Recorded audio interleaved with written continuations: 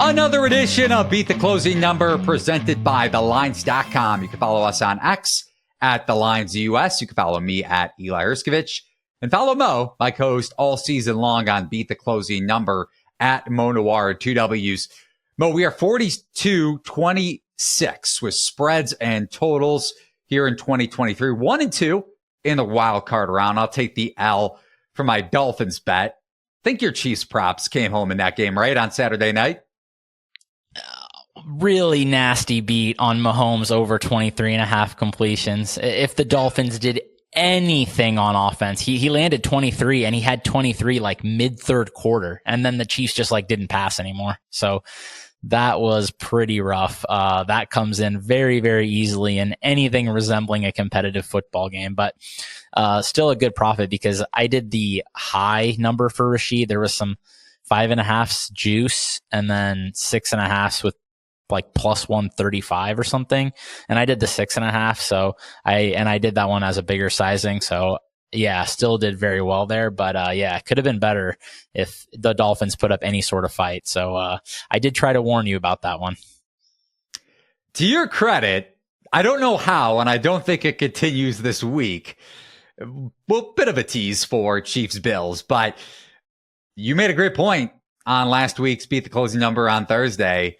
Even though the numbers may insinuate that the Chiefs' opponent can have success on the ground, that Kansas City run D was dominant, and it didn't set up Tua for any sort of success, which my bet pretty much relied upon. The Dolphins every year it says somebody's going to run the ball on the Chiefs, and every year they don't. So, but you made a good point too. You said fire Chiefs live if they go up and the Dolphins are in a negative script. That's exactly what happened. And I'm sure the Chiefs covered any number you saw in that game. Yeah, I think it was as high as 12.5 to begin the fourth quarter, midway through when the Chiefs were driving. So actually, I think you made that point. So you get double credit. I thought you said that, but you did. Well, we both talked about it, and you said, I think I talked about what they needed to happen, and then you said that could be a live betting opportunity, I believe. So, yeah, right. That one did kind of play out the way I thought, although I definitely didn't think the Chiefs were going to be that dominant. It was definitely good to see in the sense of, like, even though there was mistakes, the Chiefs basically looked like last year's Chiefs, which is to say they were fine on offense. Not exciting necessarily, but pretty good. And it's just a question of how much of that was the weather and Miami just being completely unable to adjust to that, I guess is on the other end of the ball. I somewhat on offense too, but I think mostly the Dolphins offense, that was pretty pitiful. Fangio did all he could defensively. He knew he had to send pressure to have any chance, and it didn't work out, especially in that second half. It decimated Dolphins defense, like I mentioned. Really, my bet hinged upon Miami generating a lot of explosive rushing plays. One of the best offenses in the league when it came to that department of the regular season. Didn't come to fruition in that sense on Saturday night. And outside of the Tyreek Hill touchdown, which was probably underthrown by Tua, even though it would have been pass interference if Hill didn't catch it, really might have been the lone explosive passing play, big time explosive play at the very least that the Dolphins had throughout that game. So credit to you. You got your props home, cashed on Packers. Both of us did that. And then what else did I have in the wild card round? Lions didn't go well for us. And then you did have Bucs, I think, as a late ad. Steelers also, though. So split on those. Couple late ads. Yeah, it was a long weekend, long morning so far for me already. But if you followed the narratives to Mo's point all weekend long, you would have hit a bunch of bets, maybe outside of the Flacco thing, and I guess rookie quarterbacks in that sense. But the Packers' domination over Dallas, at least in recent postseason history, would have cashed on the Packers. We hit on that not because we believe in narratives, but because the Cowboys maybe a little bit overvalued in the market, especially when you look at the back half of the season and how that secondary performed overall. And we'll touch on Green Bay and San Francisco along with the rest of the divisional round matchups. Arguably the best year-by-year round when it comes to, and weekend really, when it comes to the NFL.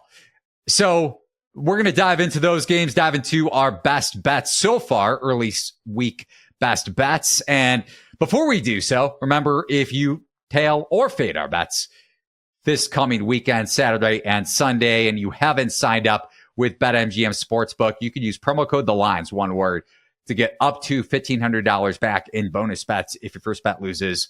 Remember, that's the lines, one word, and bonus bets are not equivalent to real money. We'll also be joined by Lions superfan and social media director from thelines.com, Zach Tilley, to discuss what it was like at Ford Field. I think his voice was shot on our Tuesday morning meeting. We were off on Monday. So shout out to Zach for being able to get face value tickets to Lions and Rams. Bit of a tease. He said he didn't think Lions fans booed Matt Stafford. So we'll grill him for that take when he joins us in the back half of this podcast. But I have to take a shot at you, Mo, because during our Thursday edition of the podcast, I was talking it up all show long. Maybe I deserve a little bit of hate for pretty much considering it a lock that you were going to Chiefs Dolphins. But then all of a sudden, after the podcast ends, you message me saying that it's over. You're not going to the game. So we talked this up. We hyped this up. I made hypothetical odds, and then you just ditch out on the potential for you getting sick. And now you're here for the podcast. So I guess I lost. Yeah, it wasn't my fault. My buddy got sick, so didn't have my wingman. Sounded like he lost his heart anyways, even if he wasn't sick. He said wanted to risk it and saddle up for anything but a divisional round or a wild card round rock fight. He said he just couldn't get there for the wild card round rock fight. But then he just ended up getting sick anyways, like pretty sick too. It sounded like, still calling out of work today. So, yeah, it didn't end up going. I was sad. I would not have been sad if the Chiefs lost, obviously, because don't want to make all that effort, spend all that money to watch an L. But especially when you're favored, I think it's different if it's like, like that year the Chiefs, when I went to the year we beat the Bills in that classic, I mean, the Chiefs were favored in that game, but the line was like 2. So, it's a different story if you lose a game like that. But the Chiefs were fully expected to win this game. So braving the cold for an L in that spot would have not been fun. But I am sad that I didn't get to see the Dolphins melt down in the cold. The fact that you're upset that you weren't sitting or standing in 27 below wind chill is insane to me. I have no words. I want no part of going to a game that cold. Well, number one, I'm still walking my dog here, and it was colder here than it was in Kansas City. So I'm still out there a little bit. You're not outside for 3 to 4 hours. Number two, you're missing out, giving up on your fandom in these spots specifically. Nothing like a playoff atmosphere at a place like Arrowhead. It is very special. Yeah, I pretty much, and I've said this on previous podcasts, going back to, I don't know, 4, 5, 6 years ago, my fandom is washed. So I really just root for what I bet on. Also, working in Chicago sports radio really took that out of me, but I digress. Another podcast after the NFL season, maybe in June when we're talking about baseball, or if we're doing beat the closing number, maybe your show will get canceled again. But speaking of collapses, like our beat the closing number baseball show, Mo, the Philadelphia Eagles lost, 7 straight, I think. 7 straight games against the spread, 6 to 7 straight games against the number, going back to mid to late November. Their last cover, depending on whether you consider the closing number 2.5 as a 2.5-point favorite against Buffalo in week 13. If not, the previous week closing as 2.5 3-point road dogs at Kansas City, winning that game outright. That's when Nick Sirianni was, I think, telling the Chiefs coaching staff to shut up, or Chiefs fans, whatever it was, but it was downhill ever since. And that's the Eagles' longest against the spread losing streak since 1994, and collapsing in a big way against the Bucs on Monday night. The most missed tackles by far in a playoff game this season, at least, and probably in the last 20 or so years, to be fair. But gotta ask, the biggest collapse, at least in the last 3 to 4 years in the NFL playoffs first round, 3 teams to choose from. Eagles this year, Arizona Cardinals back in 2021 or the Pittsburgh Steelers in 2020. Cardinals, I think, started out 10-2. Steelers 12-1, 11-1, something like that. So which team would you consider to have the biggest collapse among the three? I think the Eagles, and I don't think it's close. I'm trying not to be too bought into recency bias, but yeah, I think Jeff Vogel said on Twitter 1-8-1 finish against the spread. So that's pretty amazing. But yeah, I think just based on preseason expectations and the overall strength / expectations of the team, it's this one. I mean, I don't recall anybody ever really considering the Cardinals and the Steelers to be real contenders. I don't believe Steven Andres considered the Cardinals to be a contender, to be fair. I think he might have been the only one. I don't think anyone actually thought they were going to make any noise in the playoffs. So it's just like more like those teams kind of were becoming what they were supposed to be in the first place, which is average to slightly above average teams. This Eagles team, I obviously called it out, but yeah, top of people's power rankings. And even if you weren't on that level, even if you were low on them like you and I were, we were all still unanimous. This was easily a top 10 team. I don't think you and I got lower than like 7th or 8th on them the entire season in our power ranking. So maybe 10 range, but yeah, pretty close. I think very much this one. I know it's easy to say that because it's the one that just happened, but just comparing this to those other teams, I mean, this was a Super Bowl team last year. They entered as, I believe, tied for second in the markets with San Francisco and Buffalo-ish. It was like Chiefs, slight step down, then those three in some bunched up order. So yeah, this was always considered to be a contender, and yeah, incredible collapse. I think really poor coaching down the stretch. Obviously have to give last year's coordinators who moved on a lot of credit for what an amazing season they had last year. Obviously some good luck as well, like you touched on multiple times, but still seeing the way those guys coach their teams this year, easily surpassing preseason expectations. I think even though the Cardinals did end up going under their win total, like they were number one by country miles in terms of like the market for worst record, and they didn't really ever threaten that. And then obviously you have Shane Steichen leading a Colts roster that I never considered to be in the top half of the league, probably not even top 20, with a backup quarterback and coming to the brink of the playoffs. Really strong performance from him. So yeah, I think just lost a lot of brain power leaving the building. Going back to, you mentioned preseason Super Bowl odds. Chiefs the favorite, the defending champs, plus 600. Eagles, market-wide consensus, I would say second shortest odds, right around plus 800. Might have been even the high point for them, according to BetMGM. And then Bills, plus 900.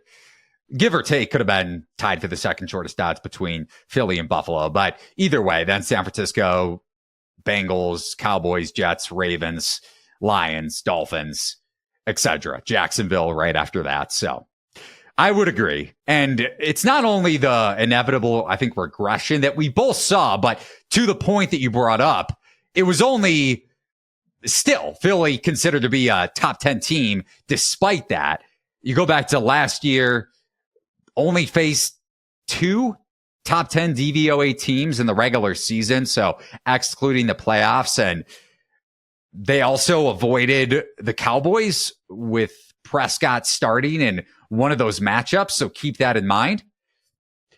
This team was due for a lot of negative variance, and it finally came around just at a huge hunk down the stretch. Like you said, the 1-8-1 record, finishing with that mark against the number. And then you have the AJ Brown drama. Who knows if he was actually unable to play or just didn't want to play in the wild card game. Potentially Nick Sirianni out as Eagles coach. James Bradberry, by the way, I want to give a quick shout out. Not that he listened to the podcast in any fashion or has listened to the podcast maybe a second just on accident. Deebo Samuel calling out James Bradberry after the Super Bowl or after the NFC Championship game last year, saying that Bradberry was absolutely cooked, and took a step back for one of his co-host comments about Darius Slay, but then said Bradberry has nothing left. And we saw it once Bradbury had to play outside of nickelback and when the Eagles couldn't get pressure this year, what he looked like. And it showed yesterday, especially against the Bucs. Yeah, I think that was big, obviously. Like, they got great play out of their secondary last year. And Darius Slay, not the man he used to be at this point. I think that's fair. But he's just, like, still okay, at least, I think. Bradbury is just completely toasted. And he was a very good corner for many years. Like, but, you know, it happens. Like, it's done. And I think he's pretty much done. But, yeah, it was sad to see because I was a Bradbury fan. Back to his Carolina days. I'm going to give out an award on the spot to Nick Sirianni being the biggest betting D-bag NFL coaching wise this season. Any disagreements there? Absolutely not. That guy is, I don't know. I don't even want to like get into it, but like that thing he did at Kansas City after, like, you're that excited that MVS dropped the game-winning touchdown. Like, you think that makes you a good coach? Stop. I mean, we saw it. They quit on him down the stretch. It was a closer game until, I mean, Jalen Hurts played like crap too, especially taking that safety in the end zone. Even though he didn't hold on to the ball, it wound up being a safety. Whether it was holding or intentional grounding, whatever the call was. So, and no, A.J. Brown didn't help, but Hurts didn't play a good game, didn't play a clean game by any stretch. Maybe he was impacted by the finger, but he seemed like he was hitting on some of those explosive plays, didn't play with the glove either. That was one of the reasons I was on the brink of firing a Bucs bet. You mentioned I had Tampa Bay. I also had a few losers, Steelers, Lions, Dolphins over the weekend, had Packers, so wound up 2-3 with my wild card bets. You calling me out in our pre-show meeting earlier today. I have not called you out once this season, so I would just like to say that. But I digress. Any final words on cooking Nick Sirianni here before we get out? And also, how about if we're talking about specific moments, Sirianni mouthing to Pete Carroll on that Monday night game in Seattle? Like, what are you doing, bro? Acting like a complete like college bro. And then they lose the game. It was on the challenge flag, whatever. I think he challenged it or whatever. Carroll threw the red flag when it was clearly not going to get flipped. The call wasn't going to get reversed, right? Yeah, I would just say I think a lot of people might be ready to buy into a bounce back next year at a lower price on the Eagles. I wouldn't be. Combination of, like I said, the brain power going out the window and not coming back, presumably. I mean, I guess we'll see if they make any changes on the staff. But you combine that with, I don't think Jalen Hurts is a very good quarterback. There's people talking him up as a top 5 quarterback, like respected people. I thought that was ridiculous. I'm not even sure if he's in the top 10. He was propped up by an incredible supporting cast last year. And like you said, and they didn't play any good defenses. Obviously got lucky in multiple senses. Yes, he played great in the Super Bowl. That was one game. He made multiple low percentage throws. Hats off to him, but that was one game. And we saw this year, like, the combination. So Jason Kelce gone. I think that's going to be big. He's still a well above average performer for them this year.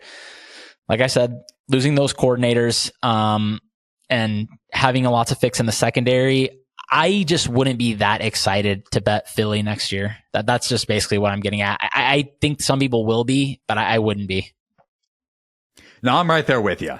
And I gotta say, it was pretty sweet if that was Jason Kelce's last game, and that's the game the Eagles got stopped on the tush push. One of the few. Yeah, I mean, it happened every now and then, but yeah, I mean, if anybody's going to stop it, you would believe it would be Vita Vea. He got low, and that's I'm not going to sing the song, but you get the reference. All right, let's get into our divisional round bets, 4 bets, before we are joined by the aforementioned Lions superfan, Zach Tilley. We'll grill him because I am going opposite of his Detroit Lions second tease on the podcast. I like that. Biggest D-bag coach betting award, or however you want to frame it. That probably wasn't framed super well, but you get the point, right? You like that? Not a Sirianni fan. I hate him. Least favorite coach. And it's not like we lost from a betting standpoint. It's not like we were firing the Eagles as favorites down the stretch. Not that we saw it coming, but we saw a little bit of the writing on the wall entering this season. So, and you as a Chiefs fan, that's the one time I'll side with you. This, Patrick Mahomes is a crybaby in his own right, but I hate Nick Sirianni even more, which is a little bit surprising. I don't know if I would have had that take entering the year, but that's enough. That's enough Philly hate for one show before we alienate half of our audience that are probably Eagles fans. Texans at Ravens, the first game on Saturday afternoon on the 4-game card in the divisional round. Ravens sitting as around a 9-point home favorite, 8.5, 9.5 on a shop or two, but pretty much 9 is the consensus point spread favoring Baltimore. Total of 44.5. This total dipping from 45.5 where it opened on Monday afternoon, Monday night. And this is going to be a rematch of the week 1 game. CJ Stroud's NFL debut, Ravens double-digit win, cover. I don't know how much you could take from that game necessarily, just because it was Stroud's first career NFL start. So I'm kind of dive past that game or skip past that game when it comes to my handicap. But I wound up firing under 45.5. So I got the best of the number when it comes to that total. I did not get the best of the number when it comes to by a slim margin for my second bet divisional weekend. And those will probably be my only 2 bets on the divisional playoff card. But looking at Houston first and foremost, one of 5 underdogs in NFL playoff history to win outright by 30 plus points since the merger, not including Super Bowls. Texans winning by 30 plus against Cleveland, 45-14, as 2-point dogs, 1.5 at some shops. And the Eagles were one of the other teams, closed +3 against Minnesota, believe it or not, in the NFC Championship game. The Giants +2.5 against Minnesota in the 0-1 title game. So cover your eyes or ears, Vikings fans, for those 2 games. Then Minnesota +6.5 at the Saints in the 1988 wildcard round. And then Dallas against the Rams in the NFC title game, going back to the 70s, I think, as 6.5-point road dogs. And wind speeds are the first part of my handicap here. Wind speed projections are around 16 to 20 miles per hour. And you look at the Texans offense outdoors versus indoors this year, which they put up that super efficient and hyper explosive game against a Brown secondary, for some reason deciding to go more zone coverage than man-to-man. And that was a team that played a ton of man coverage, one of the highest man coverage rates in the NFL defensively this season.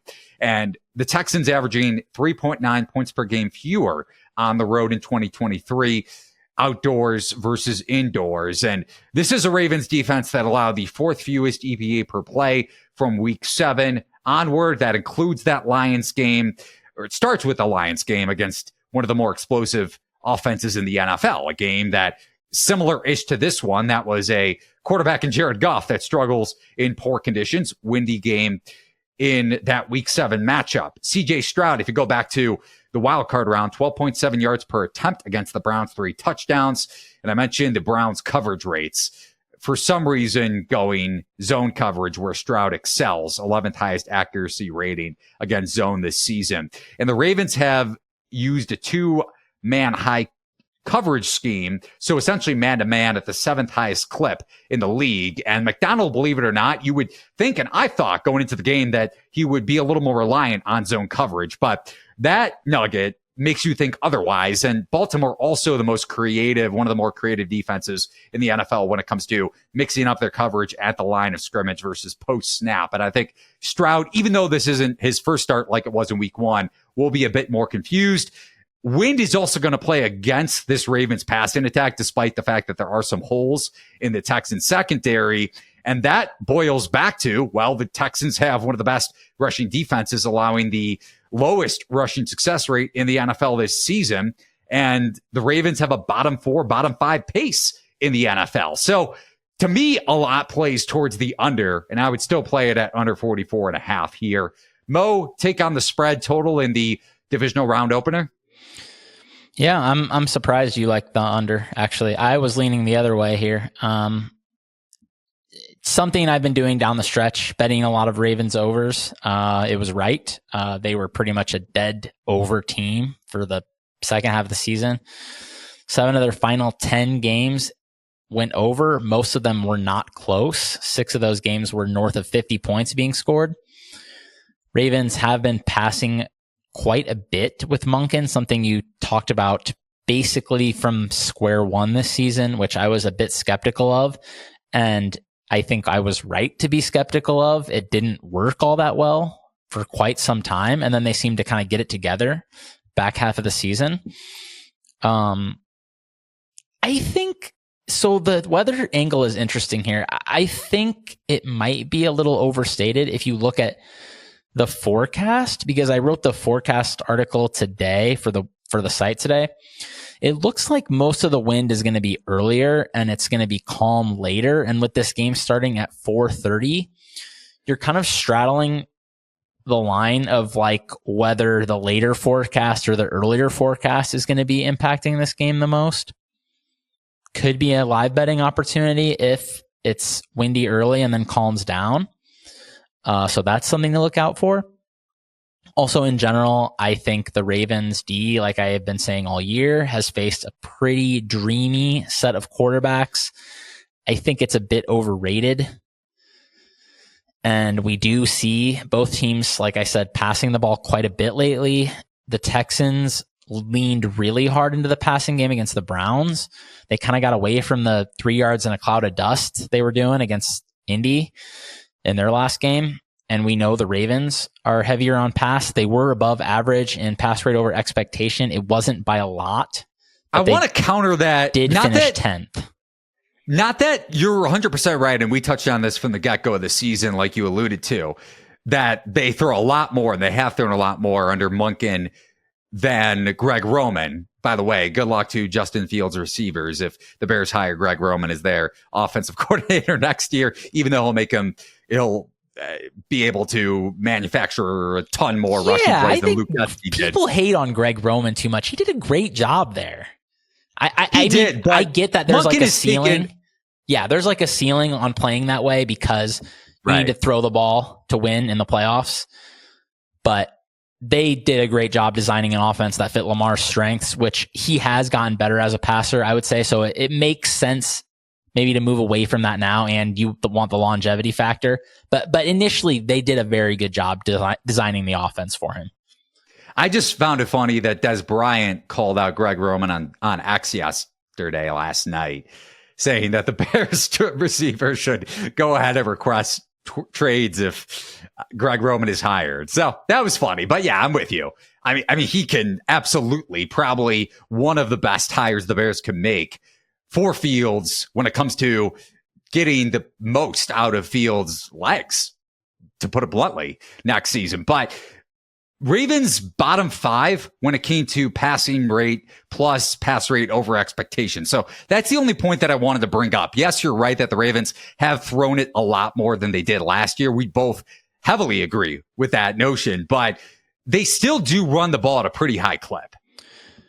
Yeah, they do, but when you have a positive pass rate over expectation, I think that's telling us something. And also, I think some of that's just regular season, just going through the motions, getting through these games, especially when they have some big leads.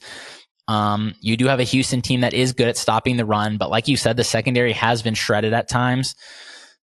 On the other hand, like I get where you're coming from in some senses, particularly when I'm looking at this Texans offense and the playmakers they have. This is a different spot from the Browns game. That was at home. That was indoors. This is on the road. This is outside. And this is no Noah Brown. And I'm seeing John Mechie penciled in as WR2. That is not a good situation. Okay. You basically have 2 above par weapons at this point. It's Schultz, it's Nico, and that's it. That worries me. Just having a one-dimensional, basically offense against a defensive coordinator like this, it's just not something I'd be excited for. To me, the spread looks pretty close. I would lean to the Texans. I just haven't been as impressed as everybody else by the Ravens. It hasn't resulted in me like fading them a bunch, really. I've mostly thought the market was like pretty much right on most of their games, but I would lean a little bit to the Texans. I just think CJ Stroud is so good that maybe he can cover a number like this. It's still a lot of points. But I do kind of think the over, but I don't know, man. You make good points as well. So maybe this is just going to be a stay away. I'm not that excited for betting a lot of these games this weekend. And last weekend, I had a lot more bets than I thought I would, but it might not be very heavy this week for me. Yeah, I went into last weekend thinking I would only have the 2, Dolphins and Packers, and then I wind up firing 5. It could have been a worse 2 and 3. I'll take, with the Packers result being a bigger play for me. But yeah, I think I'm really going to only have 2 bets, including the under in this game. You brought up good points too, just depending on how the game plays out early on, when the wind potentially dies down. So, but I do think the notion that some bettors may have in terms of Baltimore's prep going back to 2019 when the Ravens lost in the divisional round, I think that's going to be widely over exaggerated. Like if you go back to that loss to the Titans coming by double digits, Ravens losing 3-0 when it came to the turnover differential, 0 for 4 on 4th down, some high variance plays that didn't go their way. And prep-wise, the Ravens are going to be ready for this game. That's not to say that the Texans won't cover, but I'm going to be looking at a Ravens teaser like here if this gets into the 8.5 range with Houston. One book may have it, but it's juiced at Ravens minus 8.5, minus 15, 20, something like that. Yeah, that makes sense to me. That's probably the thing I would most be inclined to bet in this game. I was thinking after you said that, would there be anything on Texans team total under? But well, then just play the under. The number is going to be so low. Like it's going to be like 18 or something like that. So yeah, I don't know. I agree with you that the Ravens prep is going to be strong here. They've had some time to prepare. They've known the Texans won since Saturday, obviously. And they've been prepping for both teams. Yeah. They know Joe Flacco pretty well. And this team, like I said, for the Browns, they're so one-dimensional on offense. And the defense has been so beatable all year. Although I will say the secondary has been playing better in some recent games. Stingley has been playing very well. And Steven Nelson's always been a solid corner. So they do have some solid players. You brought up the point, though, Nico Collins being your wide receiver 1, whether you have a defensive coordinator Mike McDonald rotating the safety over the top, or if he trusts Humphrey in tight man-to-man coverage, which is that high coverage look that I was talking about, high man coverage, going back to the Ravens running that at the 7th highest clip in the NFL this season. I think they'll shut him down. And then you have Noah Brown and a pretty below average Texans receiving core after that in outdoor elements. I trust the Ravens. I don't trust them to necessarily cover the number. I do really like the under pace-wise and element-wise, even though the Ravens should get some explosive passing plays against the Texans. As my voice goes out there for a hot second, I wasn't screaming at the crowd like Zach Tilley was, but I digress. You're screaming at the Rams, I should say.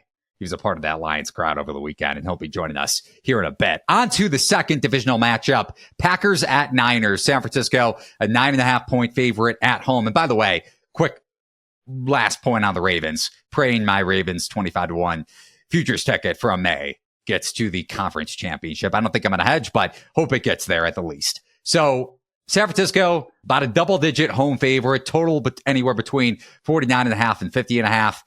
And it's gone up pretty much at every shot from 49.5 where it opened. This is top two EPA per play offenses since week 9, Mo. So what's your handicap of the first leg of the NFC divisional matchups? Not a whole lot to say on this one. I definitely thought the number was good. The total, I'm leaning a little bit to the under. Just because, even though I so wonder how the Packers are going to get a single stop, but just because I think, especially, looks like it could be a lot of rain in this game. Dude, I just think we're just going to be seeing so much Christian McCaffrey, especially the way this Packers team has played against the run this year. I wonder about McCaffrey overs, any sort of McCaffrey props. I know the numbers are going to be big, but I really think there are going to be a lot of holes running the ball here for the Niners. It's interesting when you look at how the Packers played that last game against Dallas. So my co-host on Gridiron Gamble, Rich Ryan, who does some editing as well for us, is this guy had it nailed, man. He said Packers are going to come out in 12. They're going to play a lot of 12 and try to bully this weaker, lighter Cowboys defense. That's exactly what they did. I'm wondering if that's going to be the same game plan here as well, because the 49ers have been beaten on the ground at times. We saw it with even teams like the Cardinals did a really good job running the ball on them. The metrics are pretty weak for them on that side. It's not a front that I think is built to stuff the run. It's definitely a front where they built everything with an eye to rushing the passer, which is right, I think, especially when you're going to have a lot of leads like the 49ers. You do have a Packers team, though, that did maybe lose Jair Alexander. I don't know what is going to happen there. I'm seeing that he re-aggravated his ankle, did not come back in the game. They probably need him. I mean, I know I just said the 49ers are going to be running the ball a lot, but when they do pass the ball, this Packers defense already is not good. Like, I don't know how they're going to get stops in this game. They have a massive coaching mismatch against them here. Joe Barry, even though I will say he did a great job prepping for that Dallas game, their defense. Last 3 weeks of the season, or last 4 weeks, I guess, going back to the week 17, week 16, went over maybe Minnesota. So really just 3 weeks, but he's been great. Whether it's blitz packages or really just confusing the quarterback. We saw Prescott. Granted, Prescott's postseason woes to an extent continue, but still really well, scripted on that side of the ball against Dallas for sure. Yeah, I mean, they looked ready, had scouted everything Dallas wanted to do. I know the guy gets dumped on a lot, and by me at times for sure. Like, I have not been impressed by him most of his career in Green Bay, but he has done a good job. But man, this is a different beast. I mean, this is the Kyle Shanahan offense. This is Kyle Shanahan with time to prepare. I'm worried about what's going to happen to this Packers defense. And I was thinking about, okay, can you look at 49ers team total over? I bet this multiple times this year, especially later in the season. It kept coming in, but the number's going to be like 30. So I don't know, man, that's a lot. So you want to talk about a high or at least a steep price? Christian McCaffrey, his anytime touchdown prop, absurd in a high total game. Oh yeah. It's usually around minus 170, minus 200. 300. I saw some minus 300s ahead of the Ravens game. I've seen some 250s. I can't say I've ever seen a 300, but yeah, that's like a college number, obviously. But I just struggle to see how the Packers can have success. I mean, I was struggling to see how they could have success on defense against Dallas, but I at least saw a path for like getting the Cowboys in some long yardage to go and pressuring Dak, make him throw off platform. His arm is not very good by NFL standards. He's always had trouble with making plays like that. And it's kind of the way it worked out, got them in a negative script. We're able to get pressure, but this is the 49ers, man. I mean, they have answers for everything. You just have to play a great game basically. And I just don't know if that's available for the Packers, man. This is not a good defense. Right. I pretty much have everything down to a T that you do. So really quickly, just going back to that Dallas game, before the half, before the Cowboys put up a touchdown to make it a 3-score deficit, 2 punts, 2 picks, one being returned for a touchdown by Darnell Savage. Very unlikely that the 49ers go 2 punts, 2 picks on their first 4 possessions of the first half against this Green Bay defense, especially because Purdy ranks a lot better. I think a top 2 quarterback rating against zone coverage this year. This is a much different script for me, defensively and offensively for Green Bay than what we saw against the Cowboys. You mentioned Rich Ryan, shout out to him for saying that the Packers are going to be able to run a lot of 12 personnel and do it in dominant fashion, but script also allowed them to do that.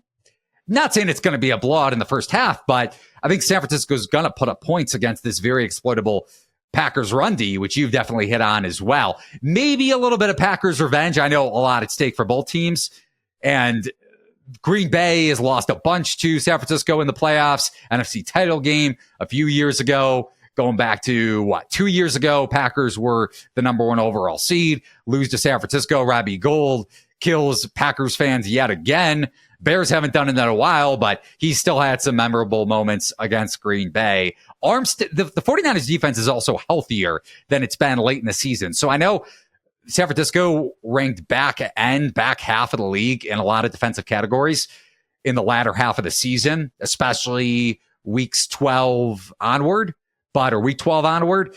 Armstead being back on the defensive line is huge. You're also getting Gibson, a healthy Gibson in the secondary. So I think the script favors San Francisco juxtaposed to it favoring Jordan Love in a big way. Not to say that he isn't on the path to being an above average to an elite quarterback year by year in the NFL annually. I just don't, weather-wise too, also that could play a factor. You touched on that from the get-go of this handicap. But I think we're on the same page. Not necessarily going to lay it with San Francisco, but hard to get behind the Packers number here. Yeah, I think the only thing I would say maybe is I might look for a Brock Purdy under, maybe attempts under. Like, I think he could be very efficient when he does throw, but I just see them running the ball a lot and with a lot of success here. And dude, we just saw them in a huge game have a huge implosion in their passing game. I don't think they want to even put themselves in that situation when they don't need to, which I don't think they will in this spot. So I might remember look to the some NFC Brock title Purdy games. Yeah, I was going to say that. That one game where they passed 12 times or whatever. Like this could look like that. Very well could. Lost in the Super Bowl to your Kansas City Chiefs with Garoppolo overthrowing Emmanuel Sanders. I believe it was Emmanuel Sanders. Got lucky there. That was a bad Chiefs defense, or at least below league average compared to what this defense is now. But on to the first game on Sunday, second of the 2 NFC Divisional Round matchups. Bucs at Lions. Detroit is 6.5 point home favorite, total of 48.5.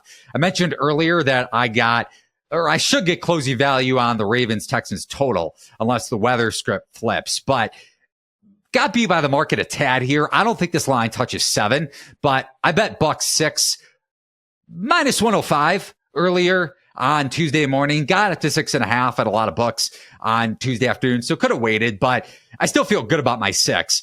Bigger play for me than the total. And if you go back to that Lions-Rams game, everything went right script-wise for Detroit. Now I'll get back to that later on in my handicap of this one, but Rams still outgained Detroit 7.7 to 6.1 yards per play. And that was including the Rams going 0 for 3 in the red zone when it came to scoring touchdowns. Lions going 3 for 3 against a vulnerable Rams defense, which we brought up a ton last week. But still, are things going to go as well for Detroit against a Bucs defense that can stop the run? We'll see. And I'll get to that in a second. But go back to week 6. Lions covered at Tampa Bay. Tampa Bay coming off the bye. Lions were 3-point road favorites, won by double digits. No Gibbs, no Branch. Lions' best coverage corner, nickelback, and one of their most explosive, arguably their most explosive skill position player, depending on whether you want to consider that to be Amon-Ra St. Brown or not. But Gibbs did not play in that game. Bucs, believe it or not, just below the Rams when it comes to offensive and defensive efficiency in the second half of the season. And I make this spread closer to Lions -4. I'm not saying all the way down to 3, which it closed at for Lions-Rams, but I don't see how this line is 6.5, especially with the Bucs being able to exploit the Lions secondary just like the Rams did. And Stafford, even though McVay's coaching decision to punt the ball definitely cost the Rams offensively and cost them a shot at getting the possession back to potentially win that game on that 4th down. Either way, going back to the wild card game against the Eagles for the Bucs, Philly with a ton of missed tackles, most missed tackles by far in a playoff game so far in the wild card round. But the Bucs also accrued a ton of drops. I want to say 8 or 9 drops in that game. And the Lions are running a ton of man coverage, 7th most man coverage in the back half of the season. Cam Sutton is not a man coverage cornerback, or at least that's not where he's at his best going back to his Steelers days, playing more so zone. And Baker Mayfield, top 10 passer rating against man coverage, below average against zone. So matchup definitely suitable for Mayfield to have success. Also, Jared Goff, 28th among qualified quarterbacks in pressured, catchable pass success rate. And the Bucs blitz at the third highest rate in the NFL. You look at this Bucs secondary, how well it's played ever since Carlton Davis got healthy. Jamel Dean was excellent against the Eagles, despite the fact that A.J. Brown didn't play. Bucs top 5 in EPA per carry allowed since week 9. So I don't think the script is going to be there for Detroit like it was against the Rams, which I touched on. I like the matchup for the Lions or for the Bucs to at least keep this one within 6. What say you, Mel? I'm leaning your direction with the move now. I definitely would bet the Bucs at 7. I'm a little bit surprised by the strong early Detroit move. I thought the opener was good. 5.5 was where I thought this one should be. So now at 6.5, I'm starting to get interested in the Bucs. I think I would want a 7 though. Obviously, like that's like silly to say, but I'm saying I might not bet it at 6.5. You do have a similar mismatch to what we talked about with the Rams on the outside here, where these Detroit outside corners are poor, and that's where you need to attack this team. They're strong in the slot with Branch, CJ Deuce. It was crazy to see them just like not make any sort of adjustment in that spot. Or maybe they tried and they were just that bad that they couldn't, because Puka made absolute mincemeat of their secondary. But at the same time, that's why I bet like Cooper Kupp under, because I was like, okay, he's going to be in the slot a bunch, matched up against the better Detroit players. So that might be a way to attack this game as well. Just look at like hitting some outside receiver overs, inside receiver. Mike Evans. Yeah, slot guys, maybe fire under on them. Tampa Bay, just the thing is, they're just going to need to get everything through the air because they can't run the ball. They can't run the ball as it is, and they definitely aren't going to be able to run the ball against Detroit. I mean, Detroit, very strong against the run, and Tampa Bay is really poor at blocking in the running game. They need to coach like they coached against the Eagles, which they were very aggressive in that game, rightfully so, and just not coaching like they were needed to run on first down, and this was like some sort of rule in football, like they did for a lot of the regular season. A lot of this game is just going to come down to, up front, both sides of the ball, basically. Baker under pressure, we know he can make really big mistakes at times. We saw him make some ill-advised throws against the Eagles. He had at least one over the middle that should have been picked. It makes sense to me, similar to Jared Goff, that he does struggle at times against zone coverage because just not seeing guys / trying to fit the ball into too small of a window. I think it's more so on Goff just not seeing guys at times. And for Baker, I would say he probably has too much confidence in his arm, tries to make too many throws that aren't there. We did see Stafford make some amazing throws at times to keep that game within reason and end up covering that game. I don't know if Baker can make these throws. I mean, he took some really bad sacks against the Eagles, like sacks where you see the pressure coming, multiple seconds in the pocket. You just can't be taking sacks in spots like that. At the same time, though, Bucs dropped a lot of explosive I was going to say opportunities. that. So that's predictive, I think, with this team, though. They sucked this year at catching passes. I mean, many games where I watched the Bucs, I thought Baker's pass catchers let him down in multiple games. I thought he had a really good season, probably way better statistically than he did statistically, to be honest, because there was multiple games where I watched with very costly drops by Bucs pass catchers, and it wasn't any one player. I'm going to use the word credit, but it's not credit. It's the opposite of credit. The discredit was spread around in that sense. Like I saw it from everybody pretty much, dropping high leverage passes. Tampa Bay does have the muscle up front to battle with this Detroit offensive line. We saw that against the Eagles. I was impressed by how strong they looked pushing pockets and even like blitzers coming in and being able to beat some of these linemen. Jalen Hurts was in a lot of collapsing pockets, and I definitely did not expect it to be that bad, but it really was. We know Goff is terrible under pressure. He loses, and this is not me just like throwing out an exaggerated number. These are real numbers. He loses 42 points of PFF grading under pressure. That is insane. And he loses 20 versus the blitz. I think that's real. I think we've seen that from him for years. He has to be on platform. He has to be in good pockets. He has a tremendous arm, but when you make him move, when you get him off schedule, we see stuff like we saw on that one play where he basically just chucked the ball lateral to a lineman or whatever that was. I don't know what that was, but that was horrific. And that sort of play will cost you big time if you do not rein that in. But I feel like with all that I'm saying, I'm wondering if I'm talking myself into an under, because I do see paths for both defenses to have some success in this game. So I guess I'll be looking at under. I'll be looking at Bucs and see where the market keeps moving. On to the final game on the divisional slate, the best. And whether it's script wise, if the NFL wanted to cap off divisional weekend with an elite game, this is a Chiefs at Bills, juiced -2.5 in Buffalo's direction, flat threes as well. Total between 46.5, open 46. Keep in mind, I'll let you start off the handicap, Mo. Where are you going? So this game did reach 3. It was 3, I think, pretty much everywhere. Sharp slam the Chiefs. Either sharp slam the Chiefs because they like the Chiefs or because they want to hit the Bills harder at 2.5. Yeah. So we'll see. I think the move is right, though. I think the Chiefs are the side here. Moneyline, I think, is still good. You can find +125, I think, or +120 at least. Because this market is telling me the Bills are a better team than the Chiefs. I don't think they are, but I acknowledge it's close. And you add in the fact that the Chiefs have a major rest advantage in this spot. They played the earliest game or the second earliest game, and the Bills played the second latest game 2 days apart.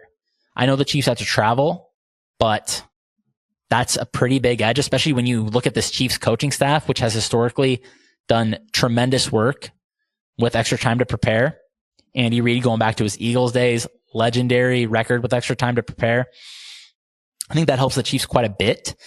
And just looking at these teams, I don't know if the Bills are a better team. This is also, I mean, it's not to the extent of Miami, but you have a slew of injuries on this Bills defense.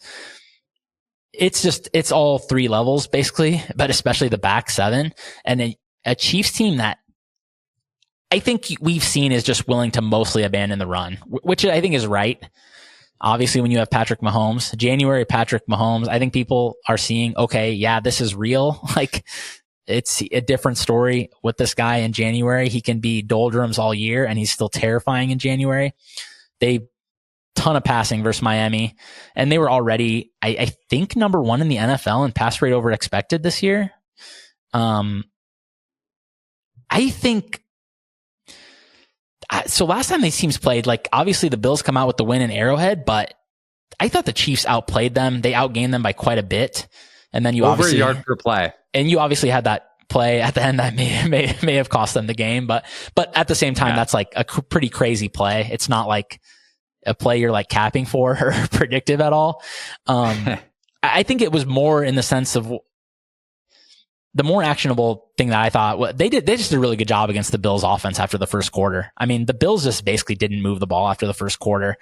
And now no Gabe Davis potentially. That's going to be one to watch because this is such a one-dimensional passing game at times with overly targeting Stephon Diggs. I mean, Dalton Kincaid helps for sure. He's been really good for them.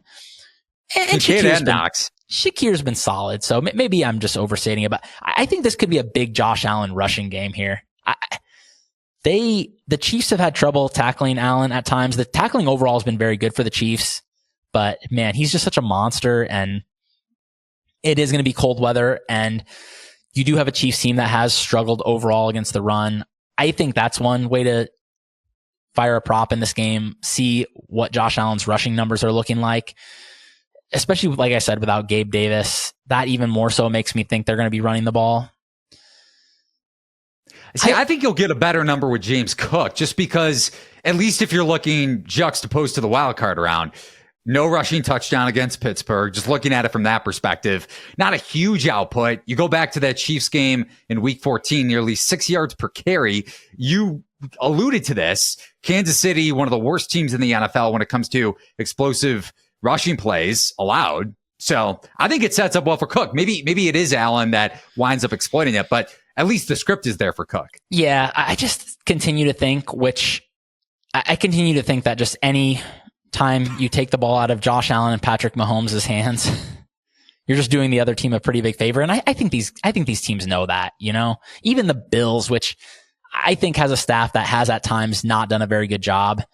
Especially Sean McDermott's game management in January has been pretty rough at times. So that could be another edge for the Chiefs. I also think this Bills defense, they don't have, I think overpowering these Chiefs tackles has helped a lot at times for some of these defenses that have limited the Chiefs this year. I don't really see that sort of pass rusher on the Bills. I think they're more of like a finesse group up front. So we'll see how that goes for the Chiefs. They obviously had a tremendous break in the sense of like all of Miami's pass rushers going out. So maybe that's still a weakness that hasn't gotten exposed in the postseason. I just lean to the Chiefs, and the over as well. I think, man, who could have imagined a couple of years ago? Like 2 years ago, I fired every alt number the biggest alt number I could find on Chiefs Bills, which was like in the 70s, and it went over, I think. So we're sitting here staring at a 46 this year. I mean, that's crazy, but the weather's going to be good for offense in this game. Like looking at very little wind. I know it's going to be cold, but should be good for offense. I think the total is a bit low. I know these offenses have been not what they were in the past, but I just still think January, these guys, we saw it last week. Mahomes takes over. Josh Allen takes over. I think we could see that again here. I think this is, believe it or not, you mentioned Allen and Mahomes being at the forefront, and rightfully so, of the script for this game. I think this is going to come down to which defense stops the run more efficiently or better, as surface level of a comment as that may sound. And I think it's going to be Buffalo, or at least the Bills offense will be able to generate more explosive rushing plays. Also, over-under amount of flops when it comes to roughing the passer calls. You hate these quarterbacks. You hate them. I do. I genuinely hate Josh Allen and Patrick Mahomes, potentially more than Nick Sirianni, at least when it comes to dumb roughing the passer calls and flags being thrown. Come on. Like, I'm not even a Bears fan when I say this. Justin Fields can't get a roughing the passer call to save his life. Tons of Bears games that happened where he just gets a shot to the head.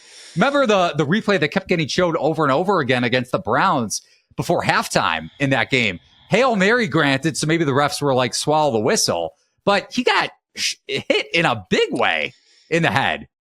Justin Fields might be the new Cam Newton. I would agree that he does not get any calls. That I'm with you there.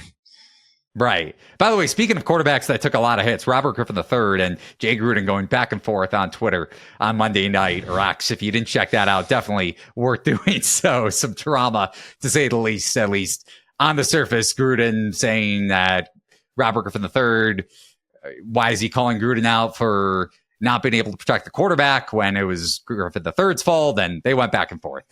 Fun conversation from a drama standpoint. But mention this off the top. So bets wise, Bucs for me, under for me. Before we get to Lions superfan Zach Tilley, anything for you, Mel? I just would say I like the Chiefs, but I'm not sure how I'm going to approach this one. I think if you don't have a future like I do, I think the Chiefs is good. I'm thinking about hedging off my Bills a bit here just because I do think the Chiefs is the side, but at the same time, don't let your fandom get in the way. I'm in a good spot because I'm like, okay, well, either I get a 5-figure future ahead or I get the Chiefs in there. But it's also like I could go for a little bit of a middle here at 3. I mean, at 3, I think I definitely should, but you should. I'm not sure at 2.5. I'm not saying, by the way, just to preface, I'm not saying that I am betting the Chiefs at 3, and therefore you, from my perspective, should bet the Chiefs at 3. But I get it from your standpoint as a Bills futures ticket holder. Yeah, I do think the Chiefs are underpriced, but I'm just not sure that I'm going to play it. But I like the Bucs a bit too, unfortunately. Sorry, Zach, but I do like the Bucs a bit above 6. So we'll see how that one moves, but that would be my other side I'm looking at for sure. And you can get all of our plays in real time in the Discord channel. Link is over at thelines.com, top right-hand corner. Under for me and Bucs bets are already in. And without further ado, let's bring on Zach Tilley, the director of social media over at thelines.com. Lions superfan. I think it says that in your X bio, Zach. So we want to know from you, what was it like being at Ford Field for first Lions home playoff game since the early 90s, and you take down your former quarterback to boot? Yeah, I mean, thanks for having me on. I'm always happy to talk about the Lions, and I'll happily label myself and take the superfan tag. Being at the game, I was with some of my high school buddies that I've been watching the Lions lose with for 15, 20 years now. And we've been, basically to hell and back watching this team lose. And so I was able to go, I was able to get a ticket and go with some of those guys that I've watched these games with for years. And just, I think, obviously speaking, it was just a surreal experience being in the building. The fans as a whole it just felt different, and I think that's kind of how people would label this team just from the start of the season. Just everything that's going on, it just feels different. There's a phrase in Detroit, the same old Lions. The Lions have been winning games they normally would blow. And, so long story short, I think it was just as a super fan, it was unbelievable being a part of that crowd. And Stafford coming in was weird all week long, but once the game started, I think it was just football, and just enjoyed thoroughly being part of that experience. Did you and the boys have any wagers? And if you didn't, or even if you did, how nervous were you after the last punt when they got the ball back down 1? I felt like they were cooked. So funny thing about betting on the Lions is I usually will kind of stay away from like the side or total unless there's like a Lions 2.5 number that I like, that if I just think they're gonna if I think they're gonna win. But a couple of my friends emotionally hedge, so to speak. So they put a small bet on the Rams just in case the Lions lose. So they're kind of like, either way, I win something. You know what I mean? But That's I'm not really of that mindset. I don't emotionally hedge. But if I do see some props that I like, I'll play those. And I actually did hit a couple for that game. They had Aiden Hutchinson sack total at 0.25 sacks. So I took the over there at -120. And then just for fun, I parlayed Goff's over yards with St. Brown's over yards, figuring that either they would perform well and win, or they would be in kind of that negative game script mode and have to throw, in order to come back. So either way, I felt like they were going to put up their numbers. And so that hit for me as well. Yeah, good props for sure. St. Brown didn't have a touchdown, but 80 plus receiving yards, I want to say, and the biggest catch of the game, converting and getting the Lions a first down and being able to run out the clock after that. So you mentioned Stafford from the beginning. Matt Stafford Boogate was something that was brought up ad nauseum, at least from the opening kick. Pre-game, you kind of heard it die down during the midst of the game as the Rams wound up, at least inching closer, not taking the lead down the stretch.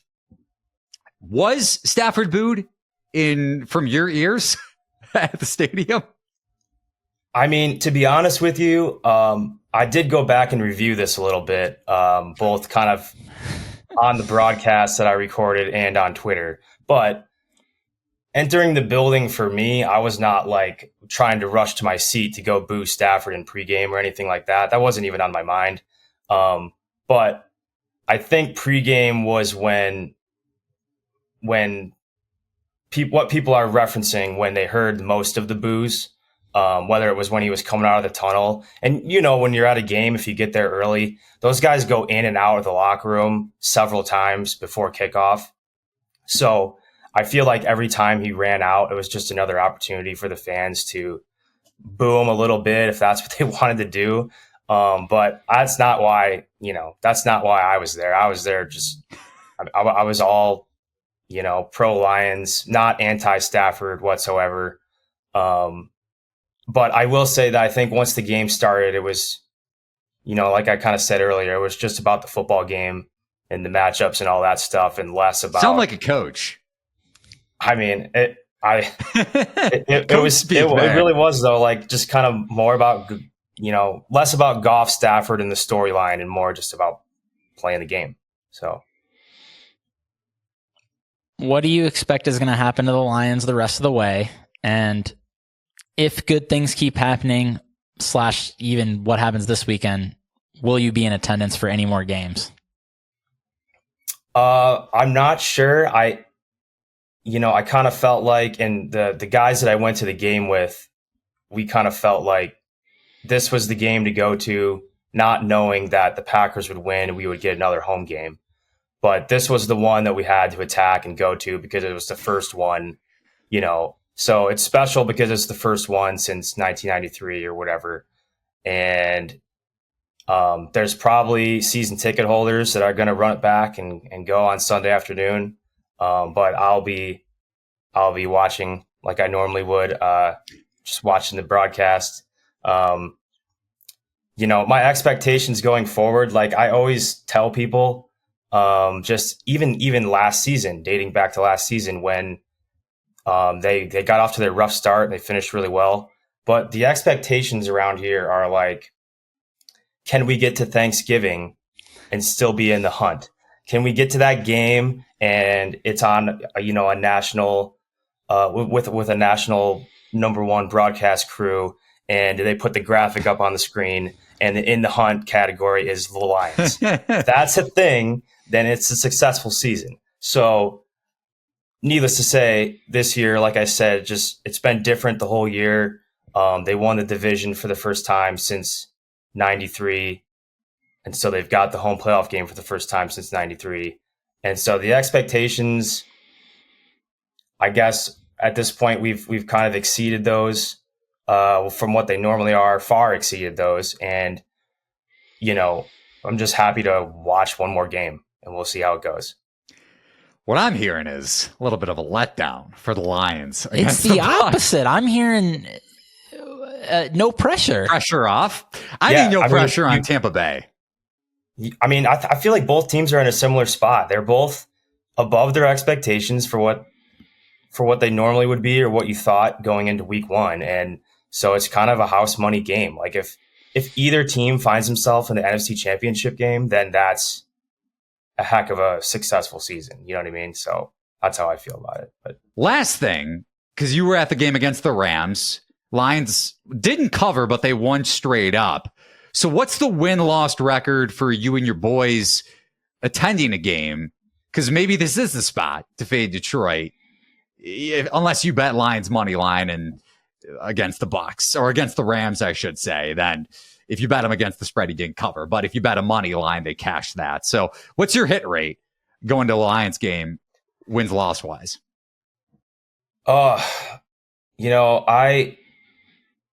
Like I said, I don't usually bet on the Lions straight up, especially if it's a game like that I feel like was kind of a toss-up. But historically speaking, going back to, Stafford's days here, whenever I go to the game, something weird happens. Like I was at the Rodgers Hail Mary game. Wow. That was a Thursday night. I was at the Chicago I was in Chicago for the Calvin Johnson, whatever you call that, complete the process game. Yeah. So I've been to some weird ones. But I've also been to quite a few wins. So if I had to guess off the top of my head, I would say that their record is above 500 when we're in attendance, I think. So I like it. Lions historically below 500. This is a fade spot of Detroit because Zach is not going to we're the not game. there. Yeah, Exactly. Thanks for coming on, man. Zach Tilley, the director of social media over at thelines.com. Super fan. And I will not be rooting for your Lions. They can win as long as the Bucs cover. That's all right. If the Lions win by 3, then we both win, right? So there we go. Appreciate you, man. Yeah, thanks for having me. Mo, are you in agreement that at least my Bucs bet, you haven't fired on Tampa Bay, but Zach's win-loss record speaks for itself. Detroit, well under 500 as a franchise. I think that's the thing. When you compare it to their overall record, that's got to be strong. I mean, right? Or maybe he just picks the games that Detroit's got a shot.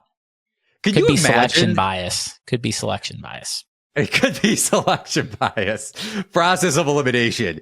I wonder what I don't even remember what the Lions Packers spread was on the Rodgers Hail Mary, if that wound up being decided on the final play.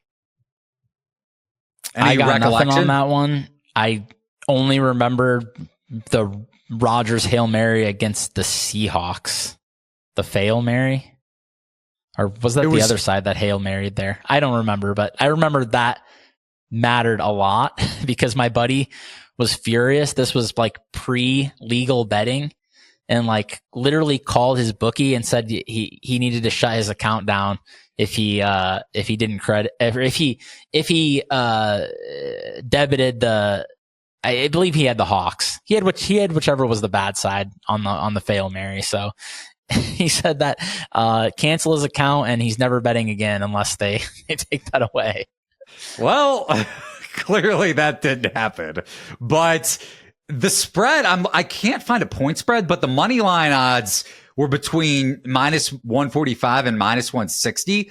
Packers won by 2. So, no, they won by 4. So they covered. They covered on the Rodgers Hail Mary. So definitely affected the spread. I can't imagine being a Lions fan and betting Detroit in that game and then losing on a fluky. I mean, that was incredible by Rodgers, but I digress. You've been to some great Chiefs games yourself. Did you bet on the Bills Chiefs game going back to a couple of years ago and the overtime game where the Bills should have gotten a second? I told you every alt over I could find. Yeah, but you bet total. I'm talking point spread. No, okay. Did not have a wager on the spread in that game. I just thought there was going to be millions of points, and it did not look very good for about 3.5 quarters there, and pretty furious finish. Talk about a backdoor over. My God. That's like the exact opposite of what everybody else was sweating. Something with the point spread, maybe a prop, maybe a live number on the Chiefs money line with 13 seconds. I saw a lot of people tweeting about that, going back to that divisional round matchup. But I digress. You can find all of our bets in Discord. Link is over at thelines.com, top right-hand corner. Play.thelines.com for our free contest where we're giving away Amazon gift cards on the daily, including for the divisional round, whether it's collective of the 4 games or game by game. First touchdown contests. Really fun stuff over at play.thelines.com. Also, if you want to tail or fade our bets, BetMGM Sportsbook. You can use promo code The Lines to get up to $1,500 back in bonus bets if your first bet loses. Bet $25, you lose, you get $25 back in bonus bets if it was indeed your first bet. Remember that bonus bets are not equivalent to real money, and as always, terms and conditions apply. Mo, any last words on Chiefs, Taylor Swift going to Buffalo?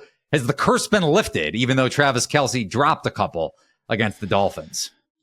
Yeah, that was a pathetic performance by Travis Kelce, and I hope he brings it this week because the Chiefs will probably need it. But very excited for the game. Very excited for Patrick Mahomes' first road playoff game.